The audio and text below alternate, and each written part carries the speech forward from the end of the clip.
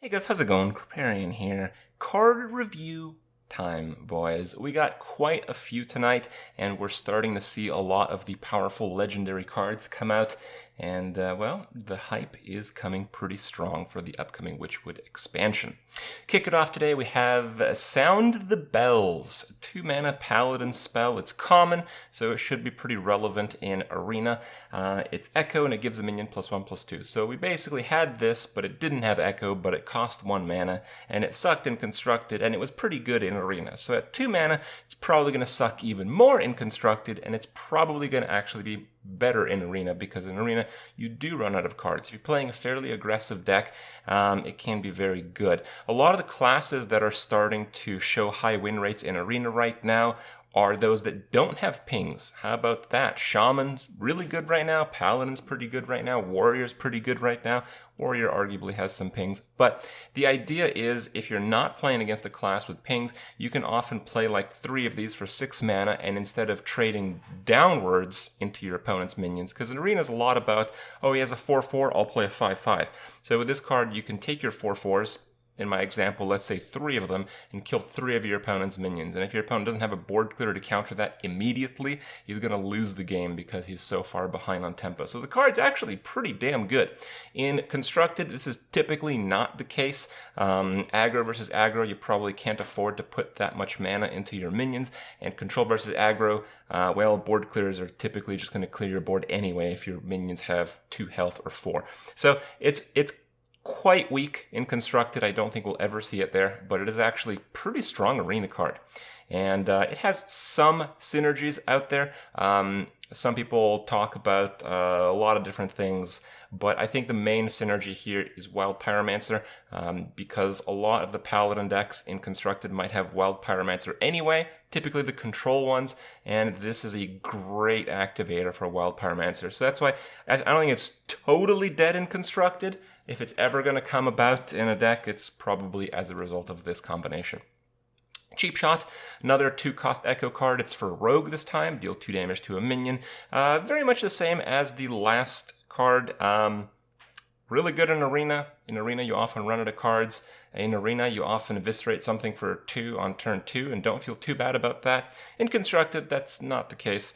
Even though you might be able to build a deck around this card to make a lot of use out of it, it just doesn't seem that mana efficient, and Rogue is largely about, well, mana efficiency. So, doesn't look as good for Constructed, but we'll see. We have a Warrior Legendary, the Tower, the Black Howl Gunspire. It costs 7, it's got 8 health, it's got 3 attacks, so it can defend itself okay against a bunch of small minions, and it can't attack. Whenever it takes damage, you do 3 to a random enemy. So that could mean random enemy minion, or random enemy as in your opponent's face. Now, a lot of people are laughing about this card and saying it's terrible and all that. Now, it certainly doesn't look that good, but I have to say that we often talk about how dead Warrior has been in Constructed for a while now, since Pirate Warrior got nerfed at least. Certainly, the recent versions of Warrior, at least.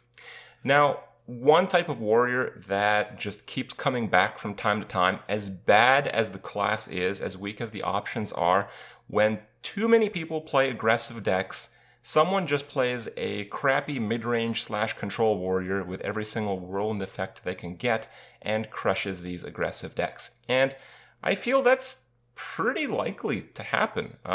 Historically, aggro decks are really good. They just never die off. If there's ever a period where this type of warrior comes back, I imagine this card will be part of that list. So, as bad as it might look, as memey as it might look, I think this card's actually eventually going to be something you will encounter on ladder, though maybe not on like the top deck websites. But still, pretty cool card, and I look forward to playing around with it a little bit.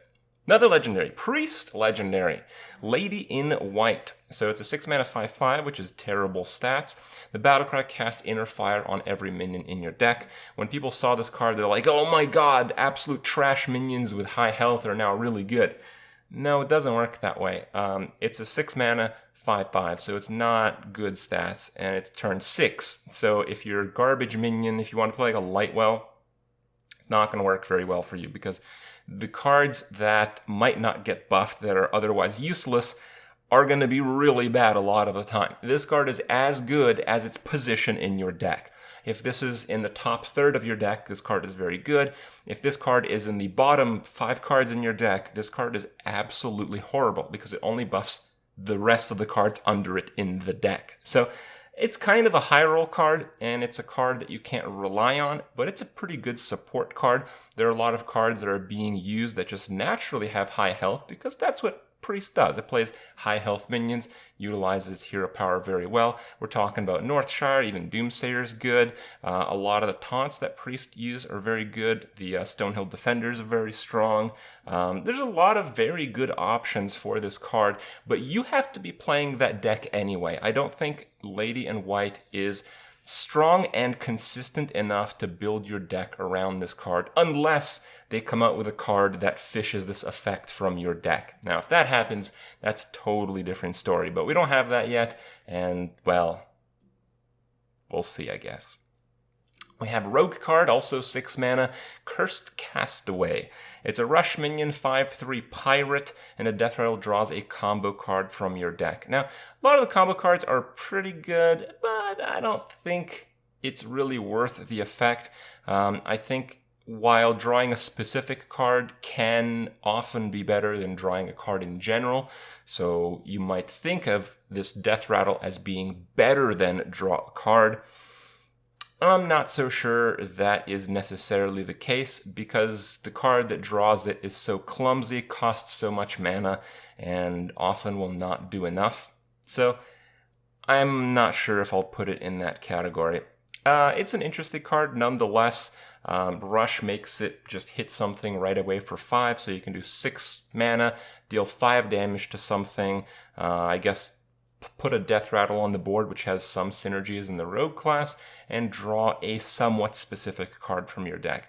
That is a decent power level, but cards with decent power levels typically do not see constructed play. In Arena, I think this might be alright, but I still think it costs a bit too much mana. Some people have compared this to like Starfire, but Rogue has a lot better cards than Starfire. Starfire is like an okay Druid card. Comparing an okay Rogue removal spell to an okay Druid spell is not really the case. Rogue has much better removals, so that's why I don't think this card is that great. And we have the other Priest legendary, Chameleos, a 1-mana 1/1, and each turn this is in your hand, transform it into a card your opponent is holding. So after a number of turns, you'll have a pretty good idea about what your opponent is sitting on in his hand, which is a really big advantage, actually. So it's very good when your opponent doesn't just empty out their hand every turn. So basically, it's very good in control matchups. Also in control matchups, you typically have your heavy cards remaining at the end of the game in your hand, and typically in the control versus control, the deck with the heaviest options tends to win. So it's extremely good in Priest control matches. So Priest versus another control deck, this card is ridiculous, and it might be so good that it might just be an auto-include in every Priest deck. I think there's a good chance of that, but understandably, it's quite bad against aggro decks. A lot of aggro decks have synergies. A lot of aggressive minions aren't that good by themselves. They need follow-up, they need board control, they need to win more position. Cards like Divine Favor are going to be just worthless. So against aggro, this will hit a lot of worthless cards. Against aggro, you are not going to be able to make use of your opponent's cards very well. Against aggro, you're typically going to want to get other cards like board clears and stuff like that. So getting like a Knife Juggler out of Chameleos is just totally worthless. So it really depends. Like if Priest has no issue dealing with aggro decks, or not much of an issue dealing with aggro decks, but it's fringe against other control decks, this card's just going to be meta defining. But, you know, that's a pretty narrow case. The downsides of this card that people don't realize in terms of the mechanics is this is a start of turn effect, but your turn starts before you actually draw the card. So if you're in top deck mode and you get Chameleos, this card will do literally nothing. The turn that you get Chameleos, it is a 1-mana 1/1. The next turn, it transform itself into a card your opponent is holding. So if you're ever in top deck mode, this is horrible. And a lot of time against those aggressive decks, you are in top deck mode. If you're playing against, other decks that just flush out their hand as fast as possible, well, your opponent might just not have any cards in hand, so it might just transform itself into nothing. So there are some real downsides to this card. A lot of people have just lost their mind over it. Now, it's certainly, again, one of the best cards I've ever seen for control versus control. But that's it. It's not really good in the other matchups. It could be good enough to use in every priest deck because it's so good in control versus control. And we have Duskhaven Hunter, 3 mana, 2/5. Again, another start of turn effect. It has stealth. So the idea is, I think typically as a hunter, you want to play this as a 3 mana, 5/2 stealth because you want to do damage. That's kind of what hunter does. 2/5 stealth, not as good. 3 mana, 5/2 stealth is actually pretty overpowered. So that's why I would say the swapping effect in this case is actually a downside. So that's kind of interesting. The idea is if you have this when the game starts, so if you mulliganed into this card or if you kept this card, on turn 1 it'll flip, on turn 2 it'll flip back, and on turn 3 it'll flip. So on turn 3, when you want to play it on curve, it will be a 3 mana 5/2 stealth. Now, if you draw this on turn 2, that's fine because it won't activate the turn that you draw. It'll activate the next turn, which is turn 3. So this card is great as long as you want a card like that.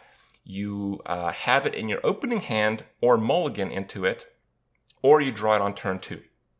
It's a pretty bad card if you draw it on turn 1 or turn 3 or just later in the game. So that's why it's kind of a mixed bag. I think it's overall a pretty weak card, but certainly an interesting one I wouldn't mind trying.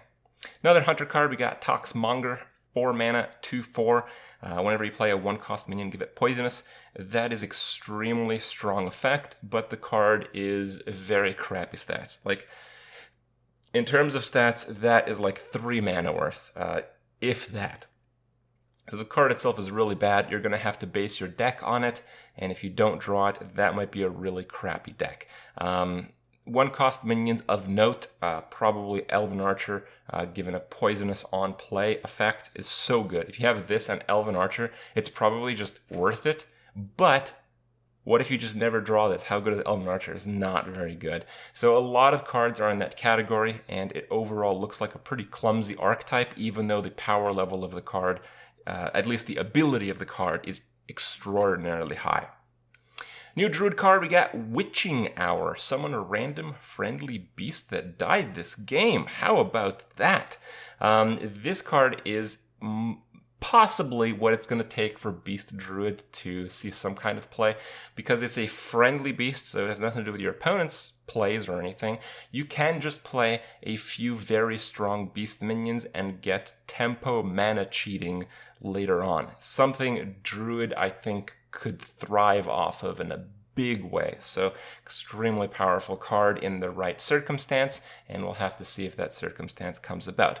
It was also paired with what's that? It's a 5 mana gigantic taunt minion. Now, it gets a lot smaller if your opponent has cards in hand, but typically a low attack, high health taunt minion is best used against an aggro deck. And aggro decks do not hold very many cards, so this card's actually crazy good.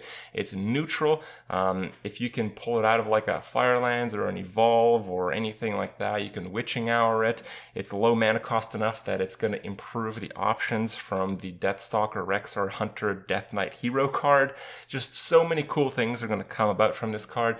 I think we're going to see, I'm not sure in which form yet, but we are going to see this card seeing some kind of play. The power level is just really high. It's really good against aggressive decks, and aggressive decks have always been around. New Paladin card. Once again, it can get taunt. If you're holding a dragon, at least. 2 mana, 2/2 taunt Divine Shield if you're holding a dragon. If not, it's horrible. So, I don't know. Seems alright. I mean, Minibot was good, but how many dragons do you really want to play in Paladin? That's a real question. We'll have to see. I feel like Paladin has enough extremely high power level cards that's just fine. But I can't say that with too much confidence. We'll see. We have a warrior weapon, Woodcutter's Axe, 2 mana, 2/2, so pretty decent, and the death rattle gives +2/+1 to a random friendly rush minion. So basically you play this, and you're hoping to play a rush minion on either the next turn or the one after that, because you don't want to hang on to a 2/2 weapon that much, as it loses value considerably when you enter like turn 4, 5, 6. So yeah. Interesting card, can be very good. A lot of these warrior rush mechanic cards like this one seems to form kind of like a mid-range warrior deck.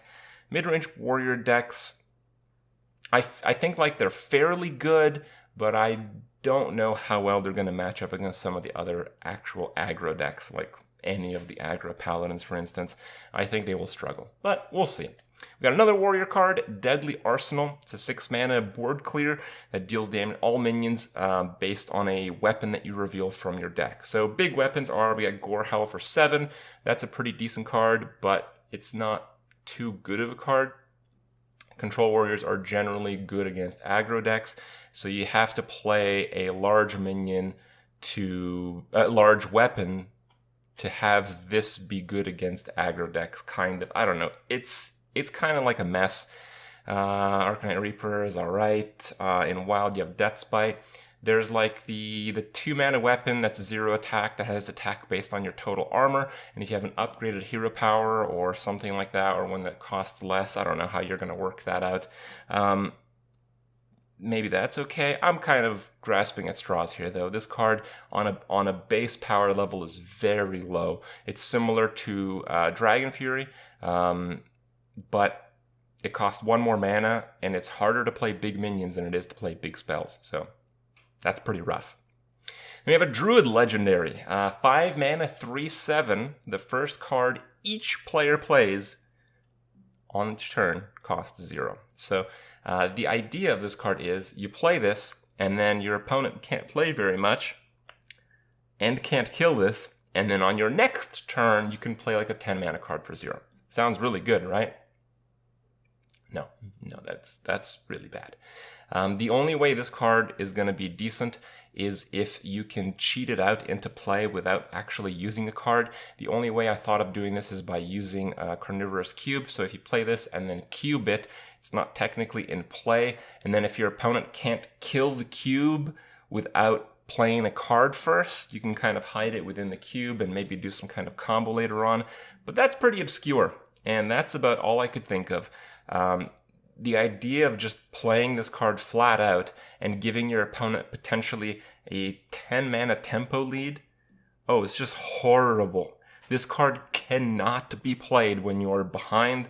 This card cannot be played against decks that can remove it. Honestly, I think this card just cannot be played. But if there comes a way where you can just drop this card into play through some kind of effect or like start of turn ability or something, I don't know, it doesn't exist yet, except for maybe the cube. If you could do that fairly consistently, it could be the new form of combo druid, but we're not there yet. And this card, I think, is one of the worst cards in what we've seen so far, unless it gets support. Then we have Witch's Cauldron, a 3 mana 0/4, and if a friendly minion dies, you add a random shaman spell to your hand. It's a neutral card, so that's kind of cool. I like that idea. That sounds kind of fun.